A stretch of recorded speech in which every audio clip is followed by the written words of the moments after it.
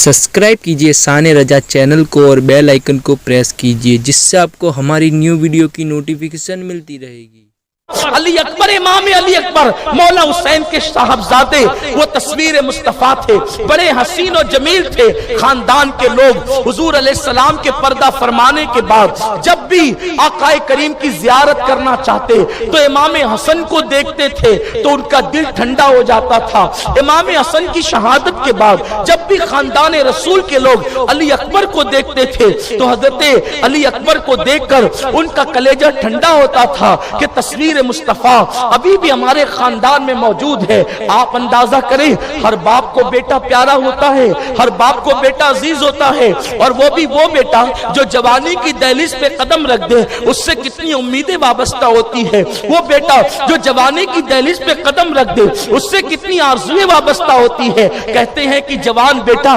बुढ़ापे का सहारा होता है। जवान बेटे से मुताल्लिक अगर चोट लगने की खबर आ जाए तो लोग बेचैन और बेकरार हो जाते हैं। जवान बेटा अगर रूठ करके चला जाए तो घर सुना सुना नजर आता है। लेकिन एक जवान बेटा अपने बाप से कहता है, बाबा मुझे मैदान करबला में जाने की इजाजत दे ताकि मैं कुर्बान होकर अपने नाना के दिन की हिफाजत करूं। मेरे प्यारे आका सल्लल्लाहु अलैहि वसल्लम के प्यारे दीवानों, इमाम अली मकाम ऊपर से नीचे तक जवान बेटे अली अकबर को देखते हैं और मौला अली अकबर को देखने के बाद हुसैन की आंखों में आंसू आ जाते हैं और फरमाते, बेटा क्या अब इस दिन के लिए मैं हयात था कि अपने बेटे का लाशा भी देखूंगा? लेकिन बेटा कहता है, नहीं बाबा, आपको मैं अपने होते हुए मैदान में तो जाने की इजाजत नहीं दूंगा, अलबत्ता मैं आप पे कुर्बान होना चाहता हूं। अल-मुख्तसर ये है कि मौला हुसैन अल्लाहु अकबर अपनी बहन से फरमाते हैं, ज़ैनब देखो अली अकबर क्या कहते हैं। बहन कहती है, भैया इन्हें जाने दे, इसलिए कि ये जाएं मैदान करबला में और अपनी जान कुर्बान कर दें। उसके बाद मौला हुसैन अपने बेटे को अपने हाथों से जो है वो रसूल पाक सल्लल्लाहु अलैहि वसल्लम का अमामा बांधते हैं और अमामा बांधने के बाद इमाम अली मकाम हजरत अली अकबर को घोड़े पर अपने हाथ से बिठाते हैं और रुखसत करते हैं मैदान करबला की तरफ। अली अकबर जैसे ही 2 कदम आगे बढ़ाते हैं, आप फरमाते हैं, अली अकबर जरा रुकना मेरे बेटे और ठहरना, मैं एक मर्तबा तुझसे 2 बात और करना चाहता हूं। अली अकबर वापस आए, फिर बाबा से गर्दन झुकाकर 2 बातें की। उसके बाद फिर कहा, अच्छा बाबा आखिरी सलाम लेना, और उसके बाद फिर आगे बढ़े तो आप फिर कहते हैं, अली अकबर जरा रुकना, 2 बातें तुझसे और करनी है। फिर पलट करके आते हैं तो हजरत अली अकबर कहते हैं, बाबा ये मैं 2 कदम जाता हूं। फिर आप बुला लेते हैं। आखिर मुझसे इतना इम्तिहान क्यों लिया जाता है कि सब लोगों ने जो है वो जल्दी जल्दी शहादत का मर्तबा हासिल किया और मेरे लिए इतनी रुकावटें? तो इमाम अली मकाम फरमाते हैं, अली अकबर मेरी मोहब्बतों का इम्तिहान न ले। आज तुझे नहीं पता कि तेरे बाबा हुसैन का इम्तिहान कितना बड़ा है और तुझे नहीं मालूम कि मुझ पर क्या गुजर रही है। अली अकबर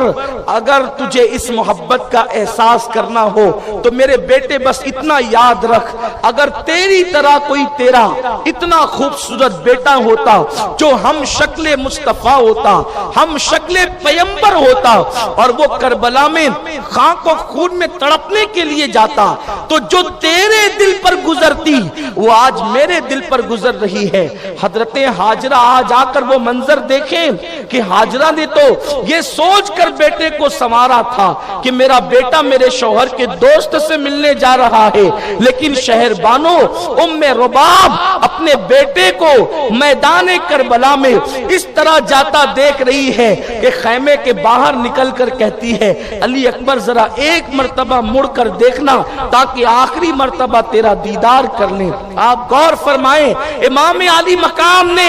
आज अपनी आंखों पर कोई पट्टी नहीं बांधना है, अपनी आंखों के सामने 18 साल के जवान बेटे को तड़पते बिलखते और आहें भरते हुए देखना है। ऐसे आलम में हजरत امام علی اکبر میدان کربلا میں قدم رکھتے ہیں، اور جیسے ہی آپ نے میدان کربل میں قدم رکھا شمر لعین کی آواز آئی، لوگوں یہ حسین ابن علی ہے، حسین ابن علی کا بیٹا ہے علی اکبر، علی ابن حسین ابن علی، یہ حسین ابن علی کا بیٹا علی اکبر ہے، اس سے اکیلے کوئی مقابلہ نہ کرنا، بلکہ چاروں طرف سے اس پر ایک ساتھ حملہ کر دیا جائے، اور اس کے بعد اللہ اکبر مولا علی اکبر پر ایک ساتھ حملہ کر دیا جاتا ہے، اور ایک نیزہ حضرت سیدنا امام علی اکبر کے سینے میں نوفل یزیدی جو ہے وہ داخل کرتا ہے، اور وہ سینہ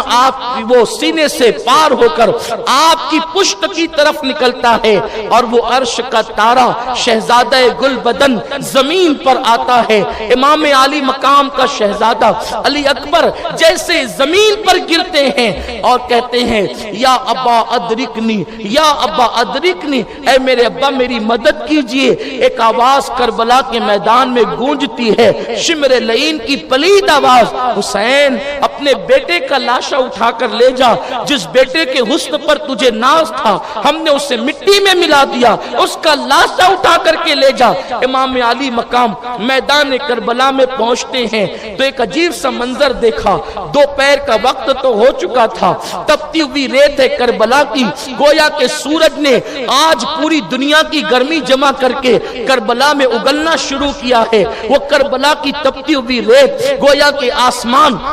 آگ برسا رہا ہو، زمین شعلے اگل رہی ہو، اگر وہاں پر گوشت کا